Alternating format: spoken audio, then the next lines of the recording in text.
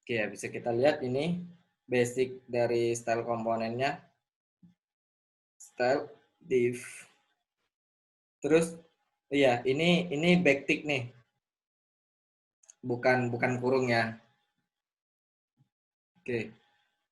Selanjutnya kita nambahin global style di CSS ya. Misal kayak kita di CSS biasa itu kan bikin untuk CSS body misalkan.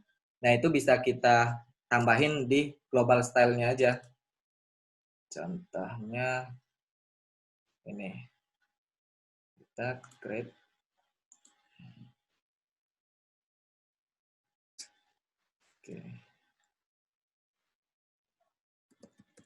global style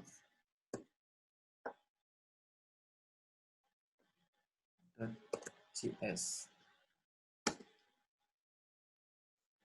global style.js. Oke.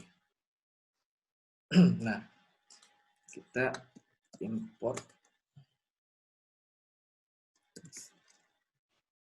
style terus create global style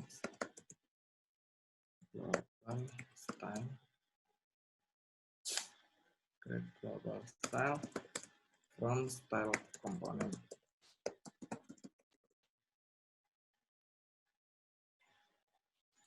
Oke.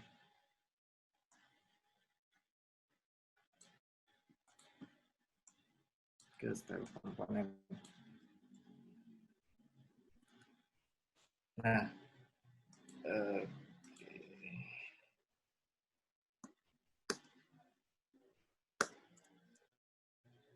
import style script global style. Selanjutnya kita bikin const global style dengan create, kita gunakan variable create global style dari style komponennya.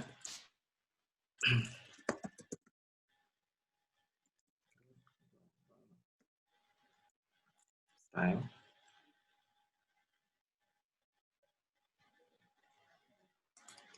create global style.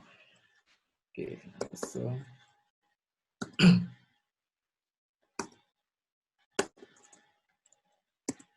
Nah, misal di sini kita ingin ngasih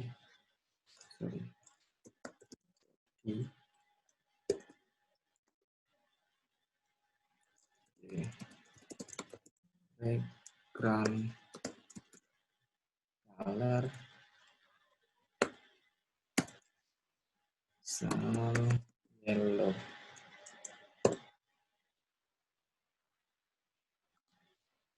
Setelahnya kita export. Export default global style.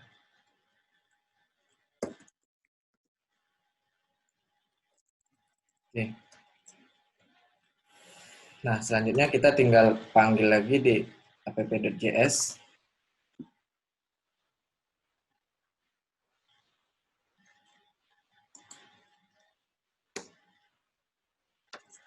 Import global style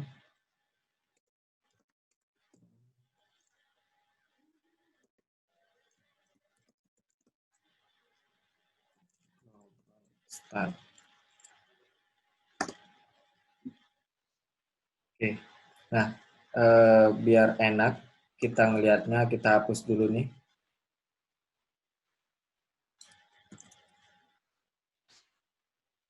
Di sini kita pakai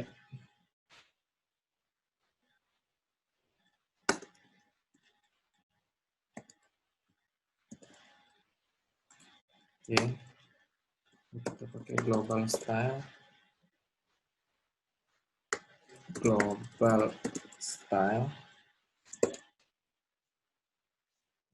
ya, ini misal satu ya.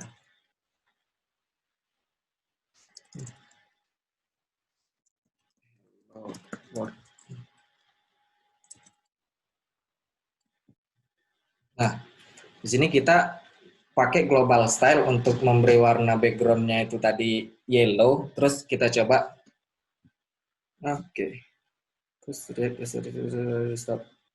Oke, ada sedikit typo.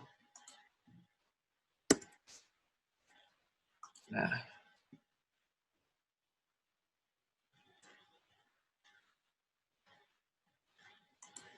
oke, style komponen.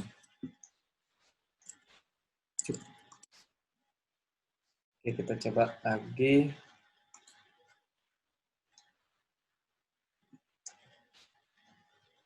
Search global style, model not font. Oke, komponen.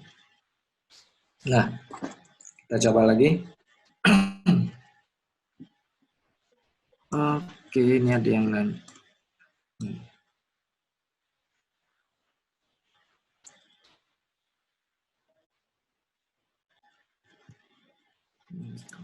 Apakah memberatkan?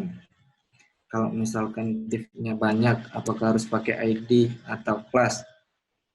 Nah, kalau misalkan div-nya banyak ya nggak perlu pakai ID atau class juga ya, karena kita kan nulis komponennya itu berdasarkan tag masing-masing ya. Misal tag div, tag p, atau tag h1. Misal kalau div-nya banyak berarti dibedain aja.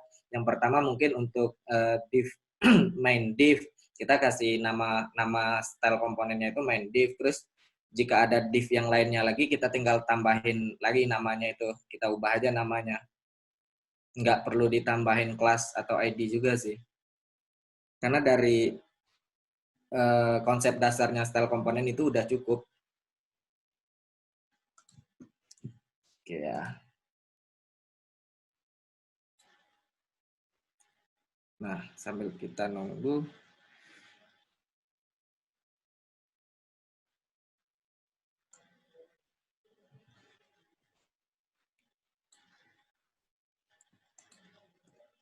Oke.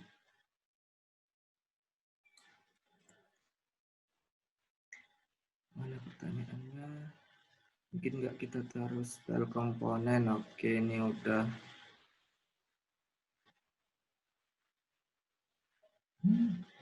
Iya, benar. Tinggal dibedain aja sih nama style komponennya. Biar kita biar nggak bingung juga gitu. Misal div yang pertama dipakai untuk header, terus div yang kedua kita pakai buat bodinya. Gitu sih. Oke. Sambil nunggu nge-compile.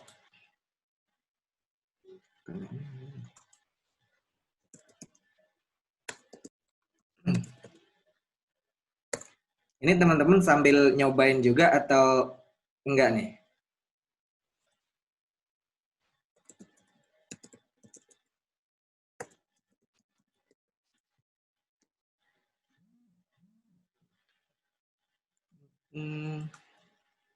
Nah,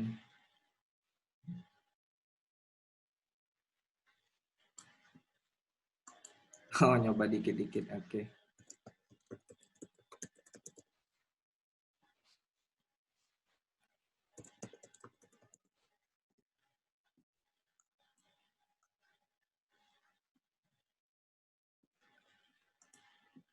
Oke, ini kok nama. Sambil nyoba juga di Visual Studio Code. Tapi ketinggalan. Oke, nanti di akhir sessionnya aku kasih code-nya deh. Aku push ke GitHub, nanti teman-teman di clone aja ya. Tapi kalau bisa sambil ngoding juga sih, kita biar ngerasain ngodingnya langsung. Sambil. Oke.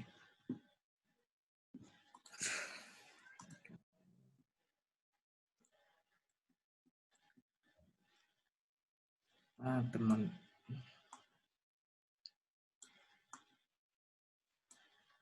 Oke. Nah, dari basic style komponen ini dari teman-teman tuh kira-kira ketinggalan di bagian yang mananya tuh tadi? Simak Preston.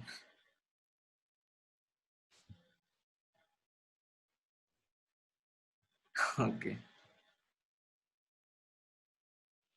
Aduh, ada yang nyambi tugas kuliah juga. Oke, oke, semangat, semangat, Mas. Nah, udah selesai. Nih,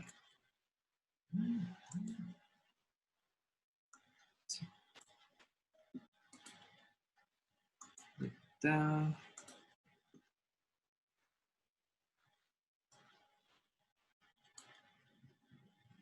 sambil saya lihat dokumentasi juga. Oke. Nah, ini kan untuk background color body-nya ini kan kita pakai global style.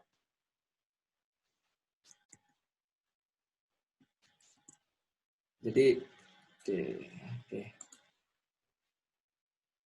Nah, ini. Yang pertama kita buat global style-nya pakai create global style dari style komponennya.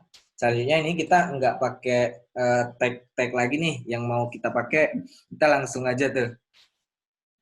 Nah, kita buat variabel dengan global style, terus create global style, terus apa yang mau kita pasang di global style-nya ini. Body, background color, yellow. Terus selanjutnya kita langsung pakai aja nih. Oke, global style, import global style from global style. Oke, dan sekarang udah kalau kita lihat backgroundnya udah sesuai dengan yang kita tuliskan di global style-nya. Oke. Nah, untuk mengetahui bedanya yang tadi, coba kita tambahin style div.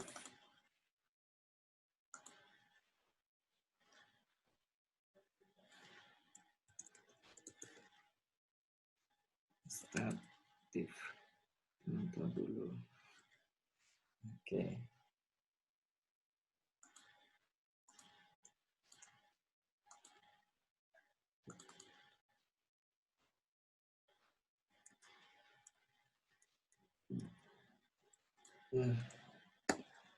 Oke.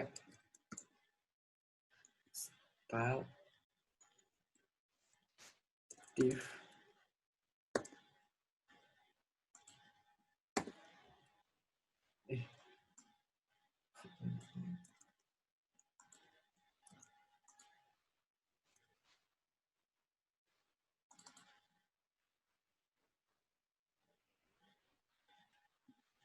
Oke.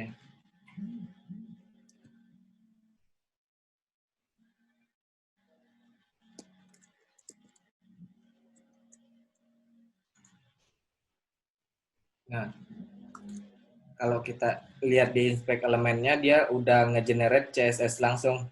Padahal kita nggak ngasih class name-nya kan. Oke, inspect root.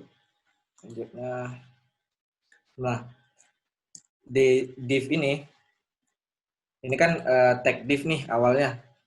Di sini kita nggak ngasih class name-nya apa gitu.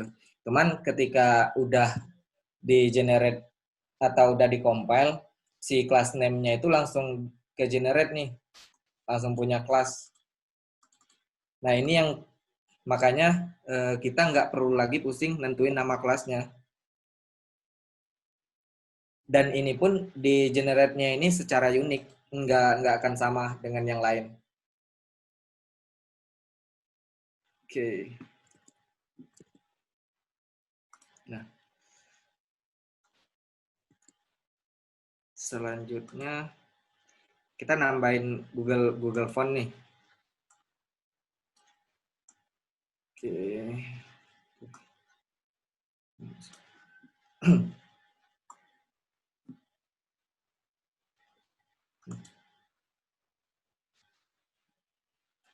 Nah, gimana caranya kita nambahin Google Font di dalam global style-nya?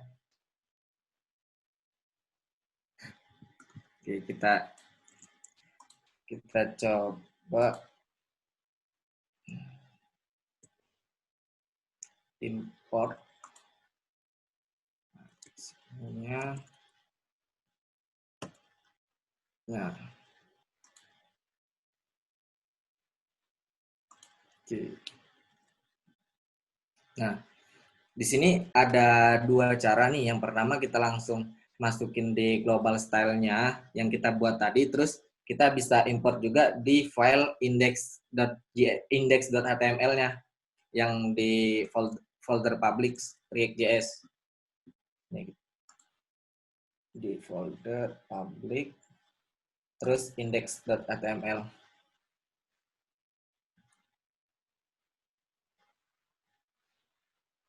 Nah, ini untuk fontnya kita bisa taruh di sini atau juga bisa kita taruh di global style. Oke, taruh di. Nah, ini untuk URL-nya. Oke.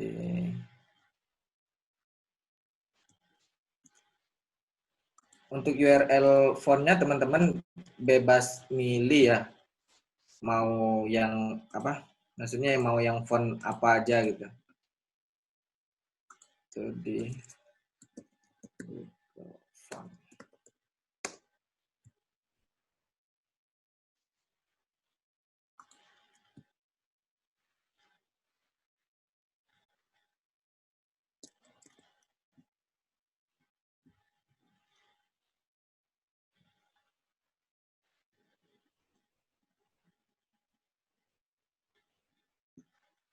Oke. Terus kita misal pengen font yang mana, teman-teman bisa cari di sini sih. Oke, untuk sekarang kita coba contohin menggunakan font Notable ya. Oke, itu stylenya. Oke. Oh,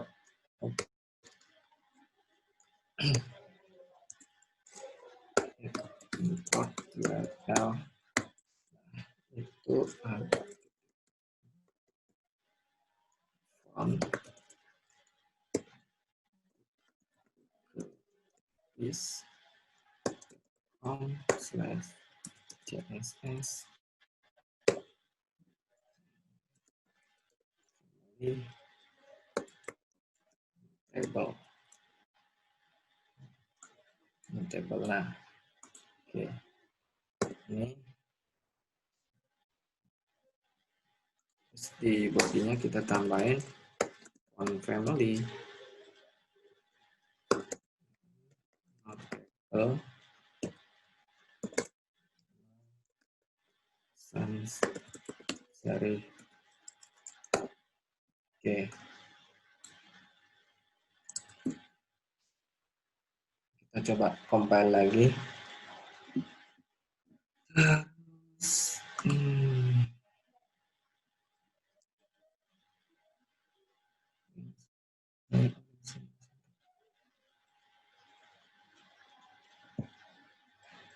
Oke.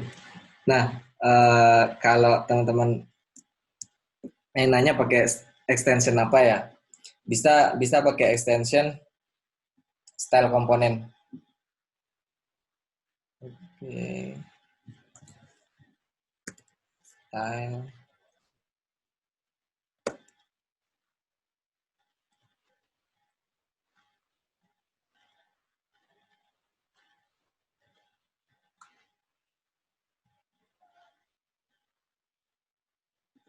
style komponen.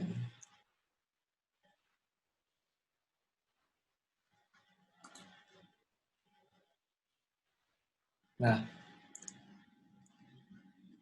aku pakai extension ini sih, Mas, dari Vicky. Kalau di input elemen strukturnya seperti apa? Nah, ini kan udah kita compile.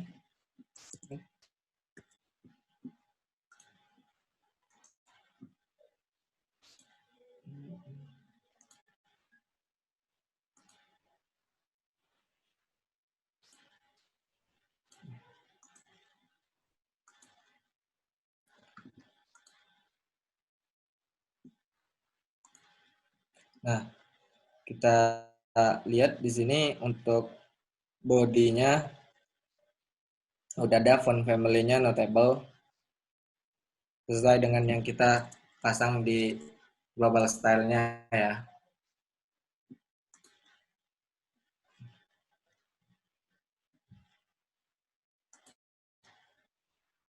Oke.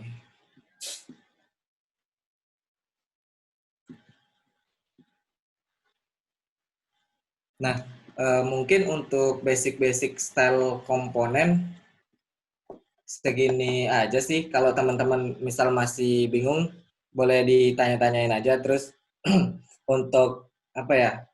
Kalau untuk keunggulannya yang lebih dalam lagi, teman-teman bisa lihat langsung dari YouTube-nya atau bisa kita diskusin langsung juga. Tapi kalau yang semua keunggulannya harus kita jelasin satu-satu kita bahas di sini, mungkin itu nggak akan selesai ya.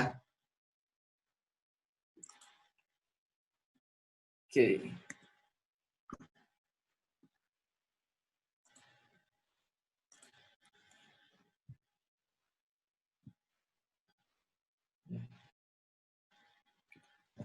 Nah, selanjutnya ini ada base conditional style based on props. Kita kayak biasanya kan di JS kita ngasih kondisi nih. Jika dia true, kita kasih stylenya, backgroundnya apa atau stylenya gimana gitu. Di style komponen kita juga bisa melakukan itu.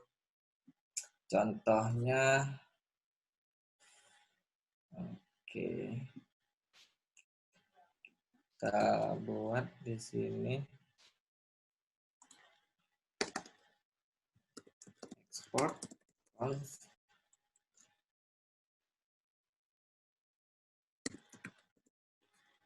Button button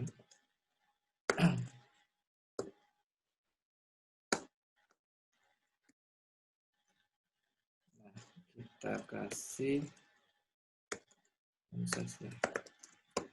size pixel,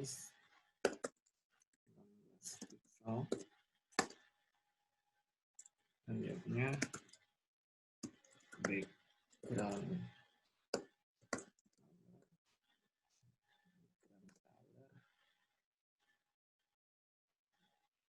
Nah, di sini kita kasih props-nya.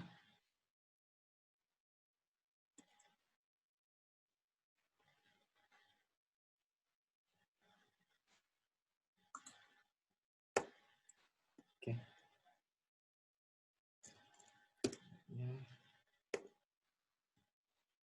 Ini primary, terus row function,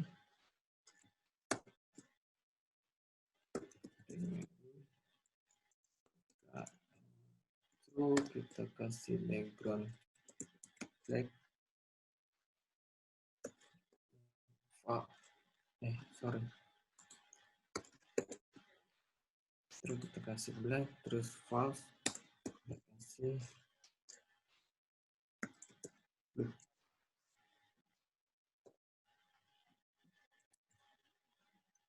Oke. Nah, selanjutnya kita import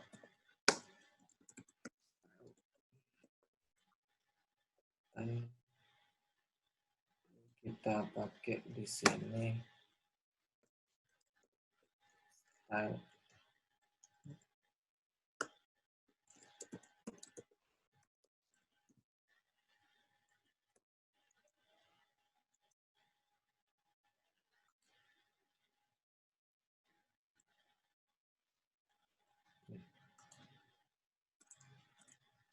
button primary. Kita kasih props-nya primary. Jadinya kita coba yang tanpa primary. Oke. Kita tunggu.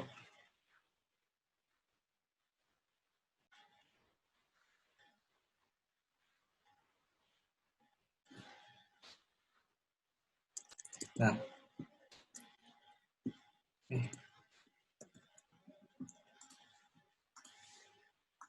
Nah, ini hasilnya. Ketika kita eh, bikin conditional di style komponen ini, kalau dia buttonnya itu primary, kita kasih background black. Sedangkan kalau dia nggak primary, berarti kita kasih blue kan, sesuai dengan yang ada di style yang kita buat. Nah, ini. Nah, background color-nya kita kasih primary. Kalau dia primary berarti dia background-nya black. Kalau bukan primary berarti blue. Jadi ini tuh gimana ya, dari berbagai macam style yang kita buat nanti, kita bisa nggak akan kesusahan untuk nentuin style yang memang kondisi itu diperlukan untuk kondisional gitu. Kadang misalnya kita nge-render 1 sampai 10 nih. 1 sampai 5-nya itu kita kasih style yang berbeda dengan 6 sampai 10-nya. Itu menurut saya mudah banget sih dilakukan di style komponen ini.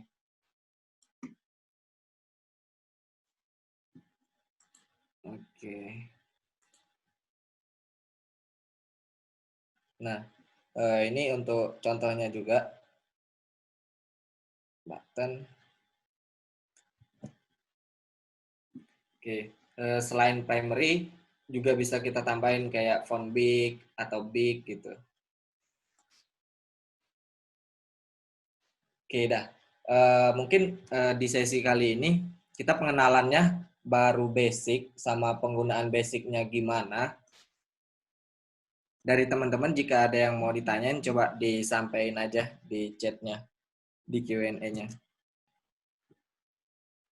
Nah, bagaimana sih style komponen itu bekerja ya? Sebenarnya style komponen itu kalau kita arahin codingnya itu ke lebih dalam lagi, misal kita nge-import style komponen gitu kan. Nah, dari style komponennya itu kalau kita lihat di background-nya itu, apa yang dia lakuinnya, yang pertama itu kita ketika melakukan, misal nih, manggil bikin style.h1 gitu atau tag h1. Nah, apa sih yang dilakukan style komponen itu di balik layar dengan style h1 itu gitu. Nah, kita kalau memahami bagaimana style komponen itu bekerja ya, di sini kan aku perlihatkan banyak script nih. Nah, yang mana script ini tuh nggak perlu kita pahami seluruhnya gitu. Cuman kita tahu ketika si ini style komponen ini, nah misal ini kita bikin const title h1 nih. Ketika kita manggilnya itu di sini nih, kalau kita apa ya menyebutnya? Kalau kita masuk lagi ke file JS-nya si style komponen itu,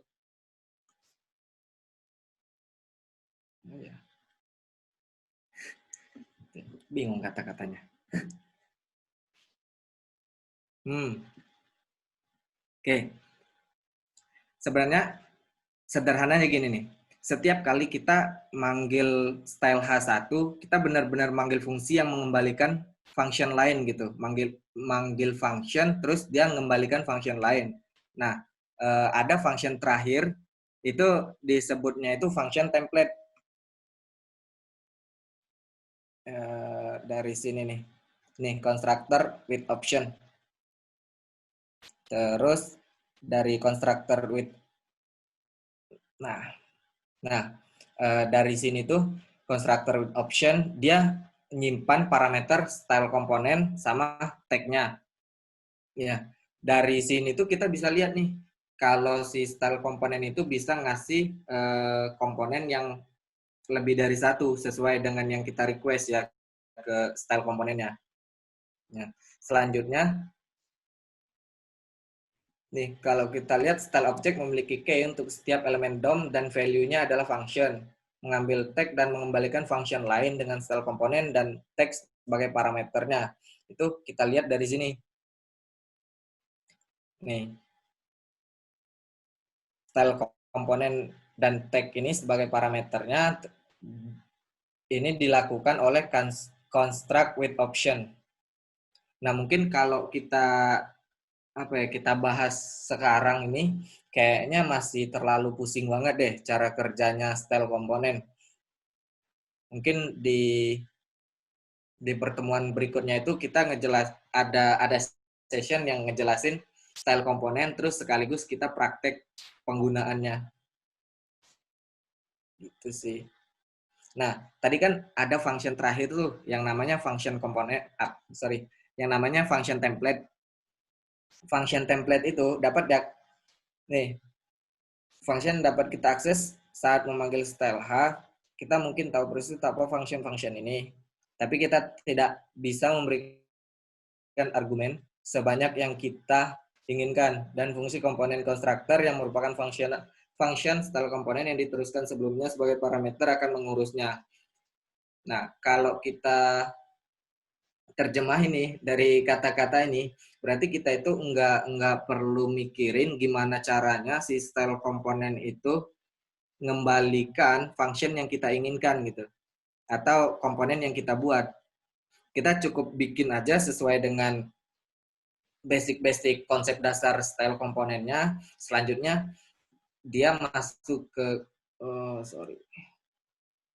Nah, dia disimpan di parameter construct with option ini. Dari sini dia dikeluarin lagi ke function terakhir tuh, yaitu function template. Nah, ini dari function template ini kita bisa ngeliat tuh dia bisa menyimpan atau bisa mengembalikan argumen atau function yang banyak sesuai dengan yang kita inginkan.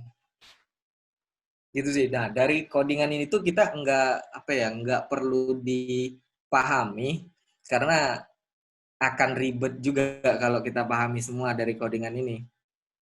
Toh kita juga nggak akan pakai coding ini, cuman dari sini tuh dia ngejelasin aja si style komponennya itu bekerjanya itu gimana dari awal kita ngebikin misal tag H1 dari awal itu, terus ketika kita manggilnya apa yang dilakuinnya di balik layar. Yang tadi yang pertama dia ngelakuin nih dia nyimpan parameternya terus dibalikin lagi di function construct option ini. Selanjutnya itu masuk ke functional komponennya itu baru ngeluarin lagi argumen atau function yang kita inginkan itu. Nah, itu tuh apa ya? Bisa dibilang magic sih yang dilakuin style komponen. Makanya kita nggak nggak terlalu nggak perlu terlalu memahami apa yang dilakukan ini si codingan ini. Cukup kita tahu aja bagaimana si style komponen itu bekerja. Ketika kita pengen ngelakuin ini atau pengen bikin komponen yang kayak gini gitu loh. Jadi kita dalam membuat komponennya itu nggak nggak salah penamaan, juga nggak salah penempatan. Itu sih. Nah, sebenarnya setelah si style komponen itu masuk ke final functionnya tadi kan dia ngebalikin argumennya nih. Itu kita lihat tuh, kita kan udah dapet nih komponennya yang dari final functionnya tadi, dari functional template itu. Nah, dari situ tuh kita bisa dapat ngegenerate CSI class name-nya, terus CSS preprocessing, sama inject CSS string ke page, terus dia ngerender. Kayak yang tadi tuh, kita bikin tag H1 atau tag title deh tadi. Kita kan tanpa nulisin class name tuh. Nah, selanjutnya ketika kita inspect di elemen, dia udah ada langsung kelasnya apa gitu. Itu ke generate sendiri unik. Gitu sih. Mungkin untuk bagaimana style komponen ini bekerja tuh, kita akan memahaminya ketika kita udah mencoba bikin aplikasi yang bisa dibilang cangkupan untuk ngebuat style komponennya itu lebih banyak lagi. Dan itu juga untuk melatih kita dalam pemahaman style komponen yang lebih dalam. Itu sih.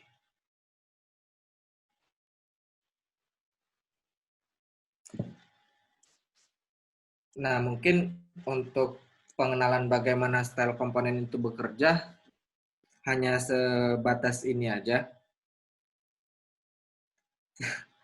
Pada intinya itu si sebenarnya si style komponen itu do magic sih.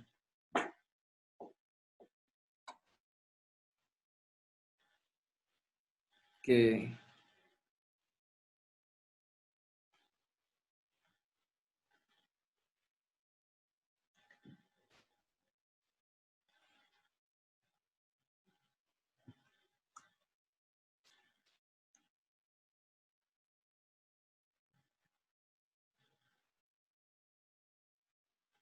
Nah, mungkin untuk pengenalan bagaimana style komponen bekerja sebatas itu sih.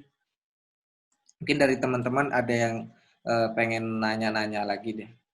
Oke, kalau begitu kita tutup saja pertemuan kita hari ini. Terima kasih juga Mas Doni, terutama juga terima kasih buat teman-teman semua yang masih setia nih. Mudah-mudahan ilmunya bermanfaat, mudah-mudahan juga teman-teman semua bisa paham apa yang disampaikan oleh Mas Doni, dan maaf juga kalau dari saya ada salah-salah kata gitu.